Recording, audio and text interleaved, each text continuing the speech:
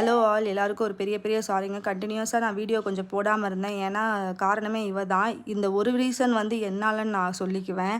அடுத்தடுத்த ரீசன்லாம் இவனால தான். ஏன்னா இந்த மாதிரி வீட்டில் போய் அதிகமாக ஸ்மெல் பண்ணுறது, வீட்டில் சில குட்டி குட்டி உயிர் ஜீவன்கள்லாம் இருக்கும்ல, அதை போய் தோண்டி எடுத்து அவங்கக்கிட்ட கொட்டு வாங்குறது, கடி வாங்குறது எல்லாமே எல்லா வேலையும் தார் செய்ய மாட்டான், இவ தான் செய்வா. இவ செஞ்சுட்டு அவனுக்கும் பரப்பி விட்டுருவான்ற மாதிரி தான் இருக்கும். வரப்போகிற கிளிப்பிங்ஸில் பாருங்கள் ஷீராவோட ஃபேஸ் வந்து எப்படி வீங்கி இருக்குன்னு.